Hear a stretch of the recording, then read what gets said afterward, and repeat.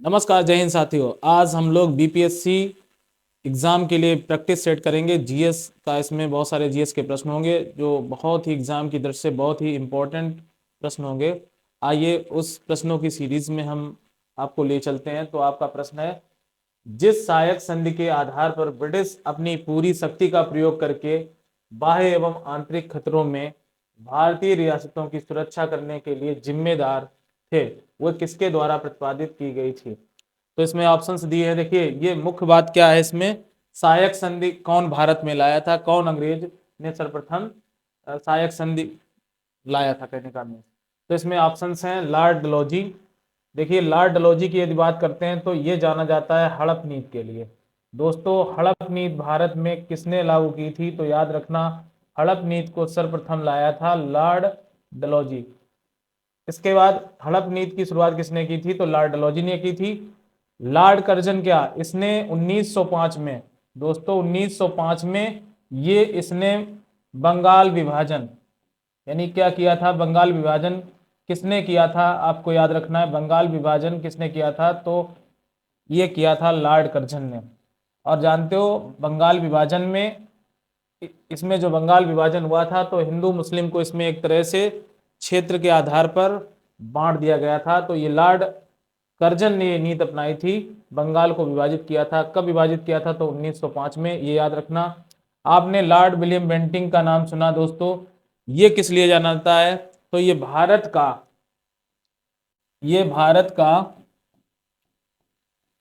का प्रथम governor general of India है। प्रथम गवर्नर जनरल ऑफ इंडिया किसे कहा जाता है भारत का, तो याद रखना दोस्तों, ये कहा जाता है लॉर्ड विलियम बेंटिंक को। काफी इंपॉर्टेंट बात है। जबकि ऑप्शन में आपके क्या दिया है, ऑप्शंस में जो सहायक संधि लाने वाला भारत में कौन था, जो सुरक्षा की गारंटी दी, तो ये था लॉर्ड आपका वेलेजली। तो लॉर्ड वेलेजली भारत में सहायक संधि को लाने वाला था। अब आप समझ लीजिए सहायक संधि का सर्वप्रथम प्रयोग किस व्यक्ति ने किया था। तो सहायक संधि को सर्वप्रथम प्रयोग किया था फ्रेंच गवर्नर जो था आपका डुप्ले। तो फ्रेंच गवर्नर डुप्ले ने सर्वप्रथम सहायक संधि का प्रयोग किया था। फ्रेंच गवर्नर डुप्ले ने सर्वप्रथम सहायक संधि का प्रयोग किया था। लेकिन भारत में किस अंग्रेज ने सहायक संधि सर्वप्रथम लाया, तो ये लाया था आपका लॉर्ड वेलेजली। और लॉर्ड वेलेजली के विषय में एक खास बात है। लॉर्ड वेलेजली ने 1800 में क्या, फोर्ट विलियम कॉलेज की स्थापना की। फोर्ट विलियम कॉलेज की स्थापना किसने की थी, तो दोस्तों याद रखना, फोर्ट विलियम कॉलेज की स्थापना ये की थी आपके किसने, तो लॉर्ड वेलेजली ने की थी। और आपको पता होना चाहिए 1799 में चतुर्थ आंग्ल मैसूर युद्ध, चतुर्थ आंग्ल मैसूर युद्ध हुआ था, जिसमें लॉर्ड वेलेजली की बहुत महत्वपूर्ण भूमिका थी। आंग्ल मैसूर युद्ध, आंग्ल युद्ध, तो ये चतुर्थ आंग्ल मैसूर युद्ध था जो ये किसने लड़ा था, तो लॉर्ड वेलेजली। और आप जानते हो टीपू सुल्तान ने युद्ध लड़ा था, और इसमें टीपू सुल्तान की क्या हार हुई थी। और इस फिर टीपू सुल्तान पर आपके लॉर्ड वेलेजली ने क्या सहायक संधि के दायरे में मैसूर राज्य को लिया था। और आप जानते हो जो आपका सतारा है ये सहायक संधि के दायरे में था। इसने अवध को सहायक संधि में लिया था, अवध। और आप जानते होंगे बड़े अच्छे से जयपुर है आपका, ये भी सहायक संधि के दायरे में लिया था। तो ऐसे बहुत सारे राज्य थे, झांसी को मतलब ग्वालियर, और आपका ग्वालियर का क्षेत्र, ये सब किसके दायरे में आ गए थे, तो सहायक संधि के दायरे में भारत के बहुत सारे राजाओं के राज्य चले गए थे। तो ये जो नीति लाया था भारत में, कौन लाया था, तो लॉर्ड वेलेजली। तो यहाँ पर आंसर हो जाएगा लॉर्ड वेलेजली। आइए नेक्स्ट प्रश्न की बात कर लेते हैं। वह प्रथम भारतीय कौन थे जो ब्रिटिश हाउस ऑफ कॉमन्स के सदस्य के लिए चुनाव लड़े थे। तो यहाँ पर बात यह की जा रही है कि ब्रिटिश हाउस ऑफ कॉमन्स में सर्वप्रथम चुनाव किसने लड़ा था। ऑप्शन हैं एम.जी. रनाडे, व्योमचंद बनर्जी, दादा भाई नौरोजी या गोपाल कृष्ण गोखले। देखिए, आपको बात करते हैं गोपाल कृष्ण गोखले, गांधी जी के क्या थे, राजनीतिक गुरु। अगर बात की जाती गांधी जी के राजनीतिक गुरु का क्या नाम है, तो गांधी जी के राजनीतिक गुरु का नाम था गोपाल कृष्ण गोखले। राजनीतिक गुरु थे आपके कौन, तो आपको याद रखना है गोपाल कृष्ण गोखले राजनीतिक गुरु थे किसके, गांधी जी के। तो एक तो बात ये इंपॉर्टेंट हो गई, राजनीतिक गुरु गांधी जी के कौन थे। अगर हम बात करते हैं दादा भाई नौरोजी की, Dadabhai Naoroji British House of Commons, British House of Commons, House of Commons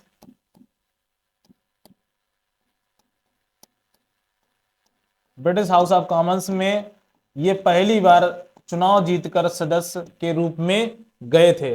लेकिन इस घटना इस प्रश्न में पूछा यह गया प्रथम बार ब्रिटिश हाउस ऑफ कॉमन्स के लिए चुनाव किसने लड़ा था, तो आंसर इसमें क्या हो जाएगा दोस्तों, इसमें आपके व्योम चंद बनर्जी ने, बाईसी बनर्जी जिसे बोलते हैं, तो व्योमचंद बनर्जी ने हाउस ऑफ कॉमन्स के सदस्य चुने गए, तो आंसर हो जाएगा व्योमचंद बनर्जी।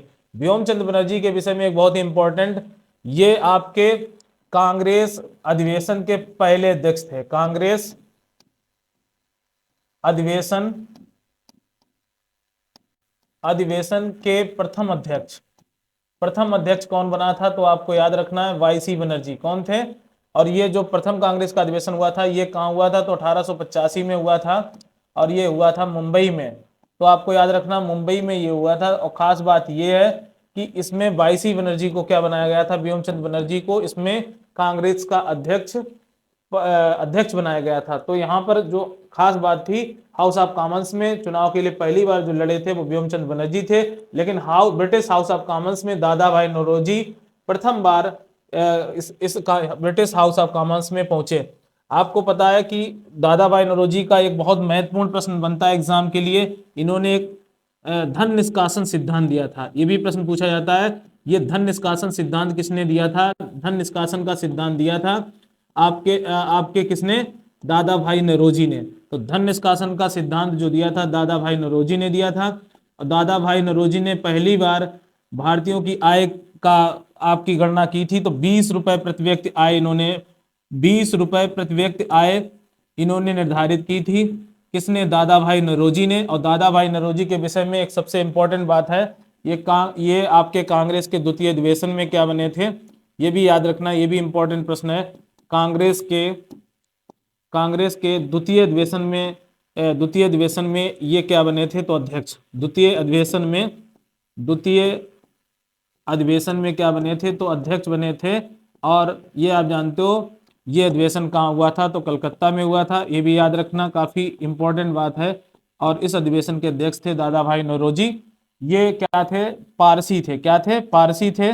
और ये अधिवेशन आप जानते हो कब हुआ था, तो 1886 में हुआ था। बहुत ही इंपॉर्टेंट प्रश्न है। तो इस तरह से ये प्रश्न आपका। नेक्स्ट प्रश्न आपका देखिए, स्वतंत्रता की पहली चिंगारी किसने प्रज्वलित की थी, जिसके कारण 1857 के विद्रोह की शुरुआत हुई। आप बहुत अच्छे से 1857 की क्रांति के विषय में समझते होंगे। 1857 की क्रांति की शुरुआत जो मानी जाती है वो बैरकपुर से मानी जाती है। कहां से मानी जाती है, बैरकपुर से। और बैरकपुर जगह वो थी, बैरकपुर में ये घटना कब घटती है, तो 29 मार्च 1857, याद रखना 29 मार्च 1857 की बात है। और इसमें एक व्यक्ति था मंगल पांडे, बहुत ही पॉपुलर नेम है, आप सभी अच्छे से परिचित होंगे मंगल पांडे से। और इसी मंगल पांडे ने गोली चलाई थी अंग्रेजों पर, जिसमें दो व्यक्ति, कैप्टन बागी का नाम आता है, कैप्टन बागी, और आपके सार्जेंट, एक दूसरा था सार्जेंट ह्यूसन, इनको गोली लगी थी, ह्यूसन। तो सार्जेंट ह्यूसन को गोली लगी, इसमें कैप्टन बागी की क्या हो गई थी, मृत्यु हो गई थी। और ये घटना कहां से घटित हुई, तो बैरकपुर छावनी से। और इस छावनी 34वीं नेटिव, इसमें यह भी पूछा जाता मंगल पांडे किस नेटिव से थे, 24वीं नेटिव से ये क्या थे, तो ये सिपाही थे। और इन्होंने न्यू इनफील्ड जो थी, कहने का मतलब गन से चर्बी लगे कारतूसों के विरोध में इन्होंने किसको मार दिया था, तो आपको पता है कैप्टन बागी और सार्जेंट ह्यूस्टन को। इसमें सबसे इंपॉर्टेंट, तो इसमें आंसर आपका 1857 के विद्रोह की चिंगारी किसने सुलगाई थी, तो ये थे मंगल पांडे। तो आंसर यहाँ पर क्या हो जाएगा, मंगल पांडे। अगर हम सुभाष चंद्र बोस की बात करें तो यहाँ से खास प्रश्न क्या बनता है, आपको पता है 1938 में हरिपुरा अधिवेशन हुआ था। कब हुआ था? तो 1938 में। और ये कांग्रेस के क्या बने थे? अध्यक्ष। तो यानी सुभाष चंद्र बोस को कांग्रेस का अध्यक्ष कब बनाया गया, ये भी महत्वपूर्ण है। तो कांग्रेस के अधिवेशन में 1938 में ये क्या बने थे? अध्यक्ष पद पर थे। जबकि आपको पता है कि 1939 में इन्होंने फॉरवर्ड ब्लॉक की स्थापना की। किसकी स्थापना की थी? तो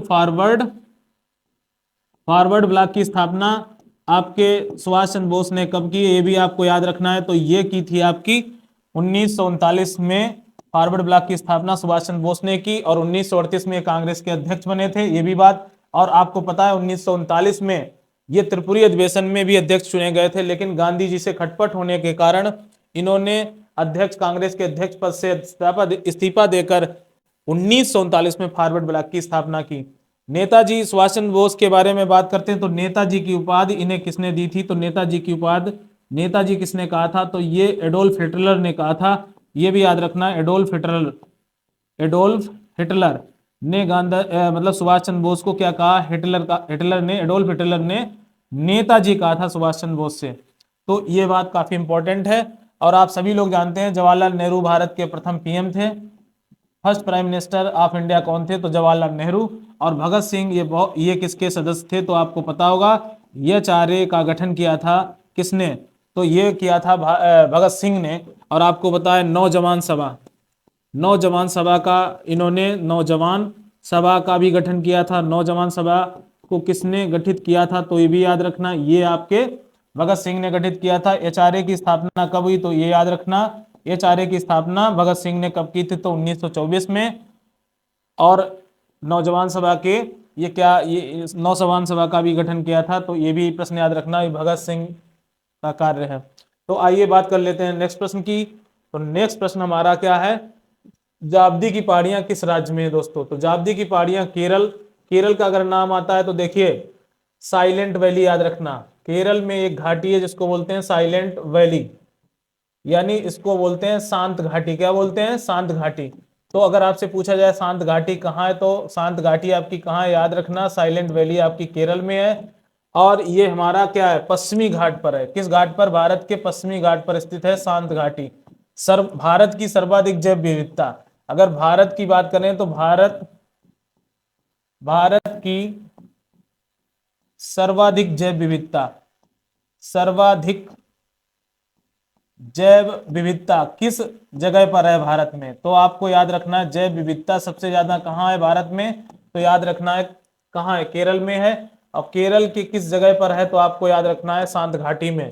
तो भारत का केरल राज्य कैसा है? जैव विविधता से संपन्न राज्य है। तो बायोडाइवर्सिटी सबसे ज्यादा कहाँ पाई जाती है? केरल राज्य में। ये प्रश्न बहुत ही महत्वपूर्ण है और ये पश्चिमी घाट के क्षेत्र में पाया जाता है। लेकिन हमारा प्रश्न था जाब्दी की पहाड़ियां हैं कहाँ? तो आपका आंसर क्या हो जाएगा? तमिलनाडु में। कहाँ पर है?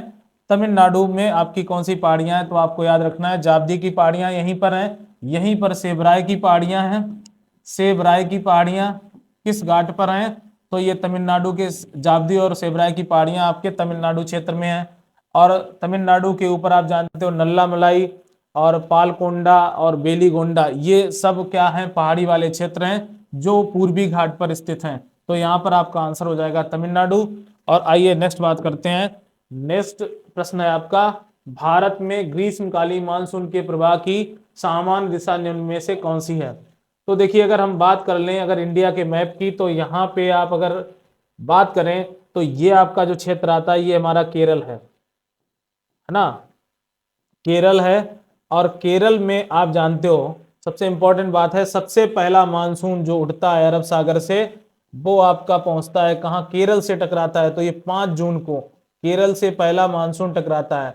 अगर इनकी बात करें तो ये जो हमारा ग्रीष्मकालीन मानसून है इसकी शुरुआत अरब सागर से होती है। आप जानते हो इधर अरब सागर है भारत के और इस तरफ क्या है? बंगाल की खाड़ी है। तो इस तरफ से जो हमारी हवाएं उठती हैं कहने का मतलब मानसून उठता है वो केरल तट पर 5 जून को टकराता है। यही उत्तर प्रदेश में बारिश जो होती है, पहली बारिश होती है ये 21 जून के आसपास होती है उत्तर प्रदेश में। 21 जून के बाद यूपी में बारिश होती है। और केरल में पहली वर्षा कब होती है? तो 5 जून के आसपास होती है। तो ये मानसून कौन सा होता है? तो ये हमारा दक्षिण पश्चिम मानसून है। ये बहुत अच्छे से आप प्रश्न याद रखना, दक्षिण पश्चिम मानसून हमारा ये आता है, ग्रीष्मकालीन वर्षा जिससे होती है। चलिए बात कर लेते हैं सतलज नदी के उद्गम निम्न में कहां से होता है? देखिए ऑप्शन है आपके पाकिस्तान, भारत, भूटान। तो देखिए सतलज नदी का उद्गम की बात करते हैं, तिब्बत से सतलज नदी का उद्गम होता है राकसताल झील से। याद रखना, राकसताल झील से किस नदी का उद्गम होता है? तो आपको याद रखना है आपकी कौन सी नदी है, तो ये हमारी नदी है सतलज नदी। सतलज नदी का उद्गम हमारा क्या है? राकसताल झील। लेकिन इसकी टोटल लंबाई सतलज नदी की कितनी है? तो आपको याद रखना है 1450 किलोमीटर।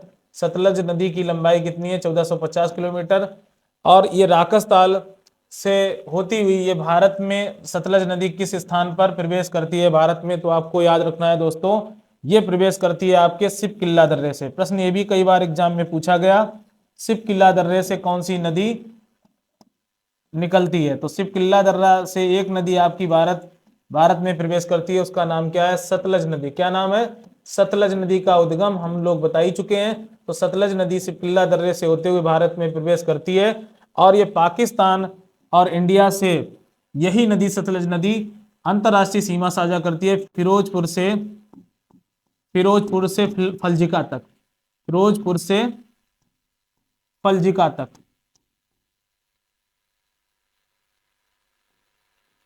फल्जिका तक, ये भी याद रखना, अंतरराष्ट्रीय सीमा ये नदी बनाती है। कौन सी? तो सतलज नदी।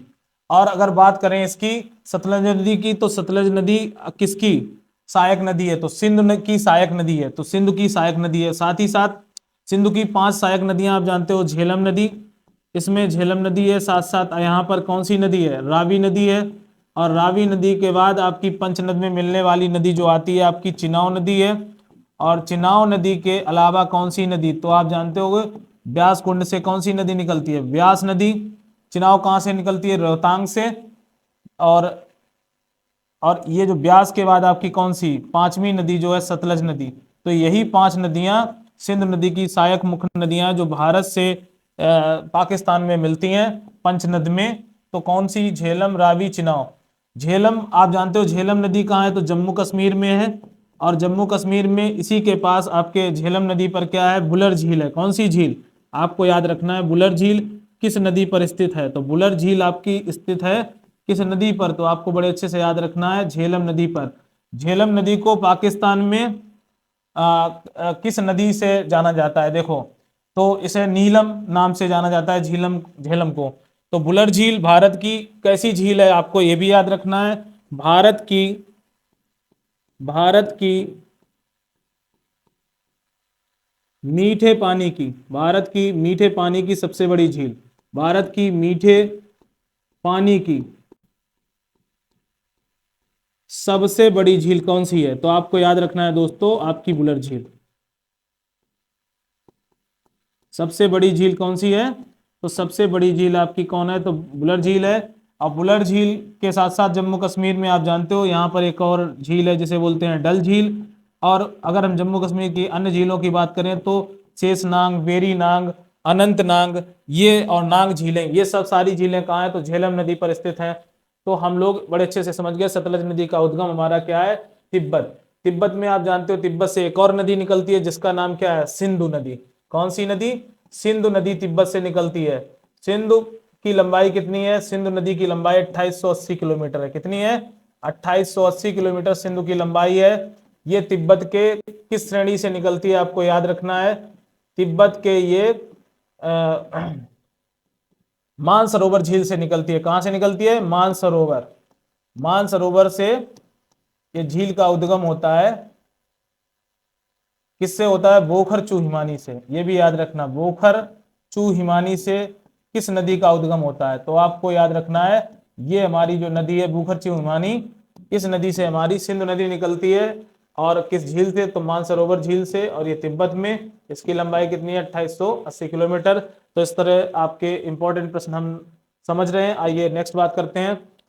ये जो हमारी एग्जाम है बीपीएससी के लिए बहुत ही इंपॉर्टेंट प्रश्न हम डिस्कस करेंगे और आपको क्रमबद्ध तरीके से पढ़ाएंगे। आपकी एग्जाम के लिए बहुत ही, एग्जाम को बेहतर बनाने के लिए बहुत अच्छे प्रश्नों का समावेश इस सीरीज में होगा। ये प्रैक्टिस सेशन लगातार चलता रहेगा जब तक आपकी एग्जाम नहीं होती है। आइए बात कर लेते हैं नेक्स्ट प्रश्न की। ब्रिटिश ईस्ट इंडिया कंपनी के गठन के समय भारत में मुगल शासन किसका था? कहने का मतलब, देखिए जब ब्रिटिश ब्रिटिश कंपनी कौन सी, ईस्ट इंडिया कंपनी कब बनी? तो उस समय मतलब भारत में किसका शासन था, ये प्रश्न है। जब ब्रिटिश ईस्ट इंडिया कंपनी बनी तो ये बनी थी ब्रिटिश ईस्ट इंडिया कंपनी 31 दिसंबर, दोस्तों याद रखना 31 दिसंबर 1600 में ब्रिटेन में ईस्ट इंडिया कंपनी का, east India company, east India company कब बनी? तो ये ब्रिटेन में बनी थी ईस्ट इंडिया कंपनी 31 दिसंबर 1600 में। 31 दिसंबर 1600 में ईस्ट इंडिया कंपनी कब बनी? तो ये महत्वपूर्ण बात है। अब देखिए ईस्ट इंडिया कंपनी भारत में लोग कब आए? तो सबसे इंपॉर्टेंट बात है 1608 में, 1608 में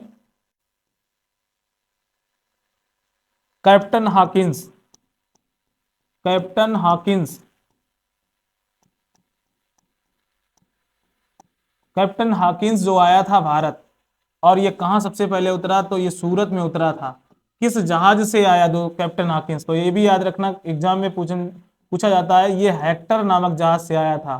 किस जहाज से भारत आया था? तो हेक्टर नामक जहाज से आया था भारत कैप्टन हॉकिंस। और किसके समय आया? देखिए अकबर की अगर बात करें तो अकबर का कार्यकाल था 1556, 1556 से लेकर 1605 तक अकबर का कार्यकाल रहा। किसका? अकबर का। ये बहुत ही खास बात हम बता रहे हैं। जब ईस्ट इंडिया कंपनी बनी थी तो शासन भारत में किस किस शासक का था? तो उस समय शासन किसका था? अकबर का था। लेकिन अकबर की 1605 में मृत्यु हो जाती है, और यहां पर कैप्टन हॉकिंस जो होता है, जेम्स प्रथम यानी इंग्लैंड के राजा जेम्स प्रथम का ये पत्र लेकर किसके नाम आते हैं? तो अकबर के नाम जेम्स प्रथम का पत्र लेकर कौन आता है? कैप्टन हॉकिंस आता है अकबर के नाम लेकर। लेकिन यहां तब तक शासन किसका होता है? तो जहांगीर का। याद रखना दोस्तों, यहां पर अब कैप्टन हॉकिंस जब आता है तो भारत में शासन होता है जहांगीर का। तो जहांगीर से 1609 में मुलाकात होती है, अप्रैल 1609 में जहांगीर से मिलता है कैप्टन हॉकिंस, ये याद रखना। तो इस तरह से ये प्रश्न बनता है 1600 में, ठीक 1609 में आया। तो इस तरह से उस समय शासन किसका था? अकबर का। आइए नेक्स्ट प्रश्न समझ लेते हैं। पृथ्वी के दोनों ओर कौन से ग्रह हैं? देखिए इसमें ऑप्शन है मंगल और बृहस्पति, बुध और शुक्र, शुक्र और शनि, मंगल और शुक्र। तो आप जानते हैं अगर सूर्य है, सूर्य के पास स्थित कौन सा ग्रह है? बुध। और बुध के बाद आप जानते हो क्या कौन सा ग्रह है? तो शुक्र है। बुध के बाद ग्रह की स्थिति अगर देखी जाए तो शुक्र ग्रह है, और शुक्र के पास में पृथ्वी स्थित है, और पृथ्वी के पास में आप जानते हो मंगल ग्रह है। कौन सा ग्रह है? मंगल ग्रह है। बड़े अच्छे इंपॉर्टेंट प्रश्न हैं आपके। तो मंगल ग्रह जो आपका है, ये पृथ्वी के दोनों ओर कौन सा ग्रह? देखिए तो पृथ्वी के आगे मंगल, पीछे शुक्र। पृथ्वी की जुड़वा बहन किसे कहा जाता है? तो पृथ्वी की जुड़वा बहन आपका कौन सा? ये शुक्र ग्रह है। पृथ्वी की जुड़वा बहन, जुड़वा बहन ये किसे किसे कहा जाता है? तो याद रखना जुड़वा बहन कहा जाता है शुक्र को। शुक्र आप जानते हो वीनस ग्रह को बोलते हैं। किसको बोलते हैं? वीनस को। अर्थ प्लेनेट है आपका जिसपे हम लोग रहते हैं। बुध आपका देखो, बुध सौर मंडल का सबसे छोटा ग्रह है। ये सूर्य ग्रह है हमारा, तो सूर्य के सबसे निकट स्थित ग्रह कौन सा है दोस्तों? तो सबसे निकट आपका बुध है। बुध सौर मंडल का सबसे छोटा ग्रह है। सौर मंडल का सबसे छोटा ग्रह, सबसे छोटा ग्रह याद रखना दोस्तों, बहुत ही इंपॉर्टेंट प्रश्न है। सबसे छोटा ग्रह हमारा कौन सा है? तो याद रखना बुध है। जबकि सौर मंडल का सबसे बड़ा ग्रह, सौर मंडल का सबसे बड़ा ग्रह, सौर मंडल का सबसे बड़ा ग्रह हमारा बृहस्पति है। कौन है? सबसे बड़ा ग्रह। तो याद रखना सबसे बड़ा ग्रह हमारा क्या है? बृहस्पति। और बृहस्पति को आप जानते हो क्या बोलते हैं? बृहस्पति को जुपिटर कहा जाता है। क्या कहा जाता है? तो जुपिटर कहा जाता है। ये सौर मंडल का सबसे बड़ा ग्रह है, ठीक। तो इस तरह से आपने समझा कि पृथ्वी के दोनों तरफ कौन से ग्रह हैं। तो याद रखना पृथ्वी के दोनों तरफ बुध और शुक्र ग्रह हैं। तो आंसर आपका क्या हो जाएगा? बुध और शुक्र ग्रह किसके पृथ्वी के दोनों ओर हैं। आइए नेक्स्ट बात कर लेते हैं। नेक्स्ट बात है नेक्स्ट इंपॉर्टेंट प्रश्न है, आबू पहाड़ियों का गुरु शिखर किस किस पर्वत की श्रृंखलाओं में सबसे ऊंची चोटी है? तो यहाँ पर आंसर्स आपके दिए हैं, सह्याद्री है, अन्नामलाई है, या पूर्वांचल, या अरावली की पहाड़ियां। दोस्तों याद रखना है, इसमें यह पूछा गया है कि गुरु शिखर किसकी सबसे ऊंची चोटी है। तो याद रखना दोस्तों, अरावली की गुरु शिखर सबसे ऊंची चोटी है। गुरु शिखर किसकी सबसे ऊंची चोटी है? तो ये अरावली की सबसे ऊंची चोटी है। तो अरावली की सबसे ऊंची चोटी, अरावली की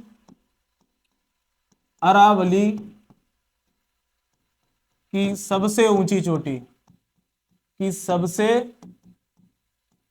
ऊंची चोटी, याद रखना प्रश्न बहुत ही महत्वपूर्ण है। ऊंची चोटी तो हमारी कौन सी है? याद रखना है, गुरु शिखर है। और ये हमारी गुरु शिखर कितनी ऊंची है? तो 1722, ये 1722 मीटर ऊंची है, ये याद रखना। तो यहाँ पर जो आंसर हो जाएगा, अरावली की सबसे ऊंची चोटी क्या हो जाएगी? आपकी गुरु शिखर हो जाएगी, जिसकी ऊंचाई कितनी है? 1722 मीटर। अगर दुनिया की सबसे ऊंची चोटी पूछी जाए, विश्व की सबसे ऊंची चोटी, विश्व की सबसे ऊंची चोटी, तो दोस्तों याद रखना, सबसे ऊंची चोटी, तो ये याद रखना बहुत अच्छे से। सब दुनिया की सबसे ऊंची चोटी कौन है? आपकी माउंट एवरेस्ट है। याद रखना, माउंट एवरेस्ट, एवरेस्ट। तो माउंट एवरेस्ट, अगर माउंट एवरेस्ट की बात करें तो माउंट एवरेस्ट 8,848.86 हमारी मीटर है। ठीक, तो इस तरह से ये प्रश्न। आइए नेक्स्ट प्रश्न समझ लेते हैं। नेक्स्ट प्रश्न है, टाइम मैगजीन द्वारा वर्ष 2023 में जारी दुनिया के महानतम स्थानों की सूची में भारत के किन स्थानों को शामिल किया गया? ऑप्शंस हैं, लद्दाख को, कोयम्बटूर को, मयूरभंज को। तो देखिए इसमें जो आंसर हो जाएगा आपका, वो हो जाएगा ए वी दोनों। ए वी दोनों मतलब इसमें लद्दाख राज्य को चुना गया है और साथ साथ किसको चुना गया है? तो कोयम्बटूर को। तो इसमें जो डी ऑप्शन है, ए और बी दोनों की बात करता है। तो ये हमारी टाइम मैगजीन के द्वारा भारत के दो शहर लद्दाख और कोयम्बटूर को चुना गया। ठीक, आइए नेक्स्ट प्रश्न समझते हैं।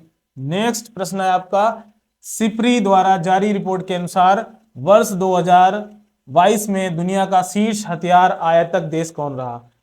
इसमें ऑप्शंस हैं, भारत था, या अमेरिका, या चीन, या जापान। देखिए बात करें अगर सबसे ज्यादा आयात करने की, तो सबसे ज्यादा हथियारों को आयात किसने किया? सबसे बड़ा आयातक जो देश था भारत, यानी सबसे ज्यादा हथियारों की आयात करने वाला। तो हथियारों का आयातक देश कौन था? सिप्री के अनुसार हथियार, सबसे ज्यादा हथियारों का आयातक देश हमारा क्या था? तो याद रखना, भारत। भारत ने सबसे ज्यादा हथियार मंगाए। दूसरा नंबर यहाँ पर किसका था? देखो दोस्तों, दूसरा नंबर हमारा था जो ये सऊदी अरब का था। तो सऊदी अरब दूसरे नंबर पर रहा, सऊदी अरब दूसरा नंबर दुनिया में हथियार मंगाने में रहा। तीसरा नंबर किसका था? तो आप याद रखना, कतर का। ये 3 स्थान है शुरू के। ये दुनिया में सबसे ज्यादा 2022 में भारत ने हथियार मंगाए, सऊदी अरब ने मंगाए, और साथ साथ किसने मंगाए दोस्तों? तो कतर ने। और सबसे ज्यादा हथियार सप्लाई किसने किए? तो अमेरिका ने सबसे ज्यादा निर्यात किया। हथियारों का सर्वाधिक विश्व में निर्यात करने वाला कौन सा देश? तो सबसे ज्यादा हथियारों का निर्यातक देश किसे कहा जाएगा? तो इसमें प्रथम स्थान किसका है? तो इसमें अमेरिका का है। ठीक, तो सिप्री के द्वारा जारी रिपोर्ट में अमेरिका ने सबसे ज्यादा दुनिया में हथियार बेचे, फिर चीन ने बेचे, लेकिन भारत के सर्वाधिक हथियार 60% हथियार जो आते हैं, 60% हथियार हम लोग किन से खरीदते हैं? तो याद रखना, 60% हथियारों को हम लोगों ने आयात किया था रूस से। किससे? रूस से। ये भी इंपॉर्टेंट बात है। तो इस तरह हमारा सबसे बड़ा आयातक देश कौन रहा सिप्री के अनुसार? इसमें आंसर हो जाएगा भारत। तो आइए नेक्स्ट बात कर लेते हैं। प्रेस सूचना ब्यूरो पीआईबी के नए प्रधान महानिदेशक कौन बने? इसमें ऑप्शंस हैं, संजय अग्रवाल, अनुराग ठाकुर, राजेश मल्होत्रा, या आपके अवीक सरकार। दोस्तों इसमें जो प्रश्न बना है, पीआईबी के महानिदेशक कौन बने, तो आपको याद रखना है नाम। आंसर हो जाएगा आपका राजेश मल्होत्रा जी पीआईबी के नए प्रधान महानिदेशक बने। आइए नेक्स्ट प्रश्न समझते हैं। सरस्वती सम्मान, जो सरस्वती सम्मान 2022 है, ये किसे सम्मानित किया गया? ऑप्शंस हैं, रामदरस मिश्रा, मोहन कौशल, शिव शंकरी, नारायण प्रधान। तो इसमें आंसर हो जाएगा शिवशंकरी। शिवशंकरी को क्या सरस्वती सम्मान 2022 दिया गया, काफी इंपॉर्टेंट है। शिवशंकरी को मिला, किसको मिला दोस्तों, याद रखना बड़े अच्छे से। तो शिवशंकरी को क्या मिला था, सरस्वती सम्मान मिला 2022 का। काफी इंपॉर्टेंट प्रश्न है। नेक्स्ट है, भारत के नए महान्यायवादी अटॉर्नी जनरल ऑफ इंडिया कौन बने, केशव बनर्जी बने, या आपके आर वेंकटरमण बने, अशोक देसाई बने, या अरुण कुमार मिश्रा बने। तो देखिए, अगर महान्यायवादी की बात करें तो महान्यायवादी का जो पद है, महान्यायवादी की बात करें तो ये आर्टिकल 76 के तहत है, यानी अनुच्छेद आपका 76 याद रखना। महान्यायाधीश की बात करता है, अनुच्छेद नंबर आपका कौन सा, 76 की बात करो। तो अनुच्छेद 76 में महान्यायवादी की बात, अटॉर्नी जनरल ऑफ इंडिया। तो देखिए, महान्यायवादी अनुच्छेद 76 के तहत हमारे भारत के इस समय महान्यायवादी कौन है, तो आर वेंकट रमन है। मोस्ट इंपॉर्टेंट प्रश्न है आपके एग्जाम के लिए, आर वेंकट रमन महान्यायवादी हैं भारत सरकार के, और ये अनुच्छेद 76 के तहत इनकी नियुक्ति होती है। कहने का मतलब, अब बात समझिए, एशिया की सबसे लंबी जलीय हाइड्रोकार्बन पाइपलाइन किस राज्य में स्थापित की गई। ऑप्शंस हैं आपके, असम में, आंध्र प्रदेश में, तेलंगाना, गुजरात में। तो देखिए यहां पर जो आंसर हो जाएगा, जलीय हाइड्रोकार्बन पाइपलाइन का जो स्थापित की गई आपकी असम राज्य में। किसमें स्थापित की गई, तो इसमें आंसर क्या हो जाएगा दोस्तों, असम हो जाएगा। अब नेक्स्ट हमारा प्रश्न है, देखिए, शिक्षा मंत्रालय द्वारा साक्षरता दर पर जारी किए गए आंकड़ों के अनुसार भारत के किस राज्य में सबसे कम साक्षरता दर है। काफी अच्छा प्रश्न है।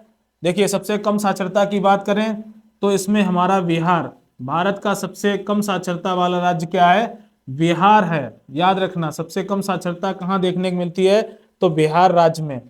और अब आप जानते हैं सबसे ज्यादा साक्षरता कहाँ है, तो ये आपके केरल राज्य में। ये प्रश्न काफी महत्वपूर्ण है, केरल में सबसे ज्यादा साक्षरता है, सबसे अधिक साक्षरता, सबसे अधिक साक्षरता वाला राज्य हमारा कौन सा है, तो हमारा ये राज्य हो जाएगा केरल। सबसे ज्यादा साक्षरता वाला राज्य क्या है, हमारा केरल है। तो यहाँ जो साक्षरता है वो हमारी कितनी है, 93.91%। मतलब यहाँ पर साक्षरता दर हमारी कितनी है केरल राज्य की, तो आपको याद रखना है ये हमारी 39.91। फिर इसके बाद आपकी लक्षद्वीप की अगर बात करें तो लक्षद्वीप में दूसरा नंबर आता है, लेकिन आप जानते हो लक्षद्वीप हमारा केंद्र शासित राज्य है, और यहाँ पर आपकी जो साक्षरता दर 91 यहाँ पर 91%, कहने का मतलब 91.85 है। जबकि मिजोरम की अगर बात करें तो इसमें की साक्षरता इस समय कितनी है, तो मिजोरम की साक्षरता हमारी इस समय 91.33 है। तो ये सर्वाधिक साक्षरता वाले हमारे राज्य हैं। तो पहला नंबर किसका है, केरल राज्य का। और सबसे कम साक्षरता की बात करें तो सबसे कम साक्षरता हमारी करीब 61% के आसपास, 61% की साक्षरता कहाँ है, तो हमारे बिहार राज्य में ये बात है। तो इस तरह आंसर हमारा क्या हो जाएगा, बिहार हो जाएगा। नेक्स्ट इंपॉर्टेंट प्रश्न समझते हैं। नेक्स्ट इंपॉर्टेंट प्रश्न है आपका, world Elder abuse awareness day एक वार्षिक आयोजना है जो बुजुर्ग व्यक्तियों के द्वारा सहन किए गए दुर्व्यवहार, भेदभाव, उपेक्षा के बारे में जागरूकता बढ़ाने के लिए मनाया जाता है। तो देखिए दोस्तों, यहाँ ये बुजुर्ग जो व्यक्ति हमारे भारत में हैं उनके प्रति अवेयरनेस जो फैलाई जाती है, ये काम हमारे 15 जून को होता है। तो यहाँ पर आंसर क्या होगा, 15 जून। देखो 12 जून को बाल श्रम अधिनियम निषेध आया, बाल श्रम निषेध अधिनियम। तो ये याद रखना, 12 जून को है अधिनियम। तो ये हमारा कब, 12 जून को, ठीक। और 15 जून को हमारा क्या है, बुजुर्गों के प्रति हम लोग दुर्व्यवहार, भेदभाव के प्रति, क्या उपेक्षा के प्रति हम लोग जागरूकता फैलाते हैं पूरी दुनिया में। तो ये हमारा आंसर हो जाएगा 15 जून। आइए नेक्स्ट प्रश्न समझ लेते हैं। नेक्स्ट प्रश्न आपका है, भारतीय राष्ट्रीय कांग्रेस के अधिवेशन में भारतीय राष्ट्रगान पहली बार किस वर्ष गाया गया। ऑप्शन है 1911 में, 1909 में, 1910 में, 1912 में। देखिए, अगर बात करते हैं हम 1911 की, तो राष्ट्रगान सर्वप्रथम हमारा क्या गाया गया, राष्ट्रगान, ये 1911 में गाया गया। और राष्ट्रगान सर्वप्रथम ये किस अधिवेशन में गाया, कांग्रेस के किस अधिवेशन में, तो कलकत्ता अधिवेशन में। ये भी याद रखना, कई बार प्रश्न पूछा गया है, किस अधिवेशन में मतलब राष्ट्रगान को गाया गया, तो ये 1911 में गाया गया था राष्ट्रगान। आप जानते हो राष्ट्रगान की रचयिता कौन है, तो बड़े अच्छे से पता होंगे आपको, रविन्द्रनाथ टैगोर, रविंद्रनाथ टैगोर। ये हमारे क्या है, ये हमारे राष्ट्रगान के क्या है, तो ये रचयिता है, राष्ट्रगान को इन्होंने लिखा था। और इन्हीं का ये जो राष्ट्रगान आपका लिखा गया, इसको पहली बार कांग्रेस के कलकत्ता अधिवेशन में 1911 में सर्वप्रथम गाया गया था, पहली बार। और आप जानते हो इस राष्ट्रगान को भारत सरकार ने कब अपनाया, तो 24 अगस्त 1950 को भारत सरकार ने राष्ट्रगान को कब अपनाया, ये भी प्रश्न काफी इंपॉर्टेंट है, तो आपको याद रखना है 24 अगस्त 1950 को राष्ट्रगान अपनाया गया। इसको गाया था रविन्द्रनाथ टैगोर ने। और साथ ही साथ बात कर लेते हैं दोस्तों, यहीं पर बंकिम चंद्र चटर्जी ने राष्ट्रगीत गाया था, राष्ट्रगीत। राष्ट्रगीत की अगर बात करें तो राष्ट्रगीत किसने गाया दोस्तों, तो बंकिम चंद्र चटर्जी ने गाया, बंकिम चंद्र चटर्जी, काफी इंपॉर्टेंट नाम है ये, आपकी राष्ट्रगान गाने वाली थी, गाया था इन्होंने। और इसको सर्वप्रथम कांग्रेस के किस अधिवेशन में गाया गया, तो 1896 में, 1896 में कांग्रेस के अधिवेशन में, कलकत्ता अधिवेशन में गाया गया। ये इंपॉर्टेंट आपके लिए काफी इंपॉर्टेंट बात है। तो ये भी कलकत्ता अधिवेशन में, राष्ट्रगान भी कलकत्ता अधिवेशन में, और गीत को भी कहा कलकत्ता अधिवेशन में गाया गया। और बात करें अगर दोस्तों नेक्स्ट, ये राष्ट्रगीत को कहां से लिया गया, तो आनंद मठ। ये उपन्यास था किसका, तो ये उपन्यास था बंकिम चंद्र चटर्जी, आनंद मठ से ये लिया गया। किससे लिया गया, आनंद मठ से। और ये आपका रविन्द्रनाथ टैगोर का राष्ट्रगान कहां से, गीतांजलि से लिया गया। किससे, तो याद रखना गीतांजलि से। किससे, गीतांजलि से। तो राष्ट्रगान लिया गया गीतांजलि उपन्यास से। ये रविन्द्रनाथ टैगोर का लिखा हुआ, जबकि बंकिम चंद्र चटर्जी ने राष्ट्रगीत लिखा 1896 कलकत्ता अधिवेशन में। ये लिया कहां से गया, तो आनंद मठ से। तो इस तरह से आइए नेक्स्ट प्रश्न की बात कर लेते हैं। नेक्स्ट प्रश्न है आपका, पुरातात्विक स्थल सुरकोटदा किस राज्य में स्थित है। देखिए अगर सुरकोटदा की बात करते हैं तो ये हमारा जो राज्य है इसका कौन सा है, सुरकोटदा हमारा पड़ता है गुजरात राज्य में। किसमें, गुजरात राज्य में। लेकिन राजस्थान में एक जगह है कालीबंगा, कालीबंगा, ये काफी महत्वपूर्ण प्रश्न है। कालीबंगा से क्या हमें प्राप्त हुए हैं, तो दो चीजें बहुत महत्वपूर्ण प्रश्न बनता है, जुते हुए खेत के प्रमाण, जुते हुए खेत के प्रमाण, खेत के प्रमाण, ये भी याद रखना दोस्तों। तो जुते हुए खेत के प्रमाण हमें कहां से प्राप्त हुए, तो कालीबंगा से। और यहीं से हमें कुछ खास काले रंग की चूड़ियां प्राप्त हुई हैं, काले रंग की चूड़ियां, ये भी याद रखना। काले रंग की चूड़ियां हमें कहां से प्राप्त हुई हैं, कालीबंगा से। चूड़ियां मिली हैं, काले रंग की चूड़ियां कहां से प्राप्त हुई, कालीबंगा से। और ये कालीबंगा जगह हमारी किस राज्य में है, तो याद रखना राजस्थान में है। कहां पर है, राजस्थान में है। बहुत ही महत्वपूर्ण प्रश्न है। और हमारा सुरकोटदा ये कहां पर है, तो गुजरात राज्य में। ये हमारा क्या है, आंसर है। ठीक, तो आइए नेक्स्ट प्रश्न समझते हैं। नेक्स्ट प्रश्न है, भारत में सिजदा प्रथा किसने शुरू की थी। सिजदा प्रथा को कौन लाया था भारत में, तो देखिए अगर बात करें दिल्ली सल्तनत की, तो दिल्ली का वास्तविक संस्थापक, दिल्ली सल्तनत का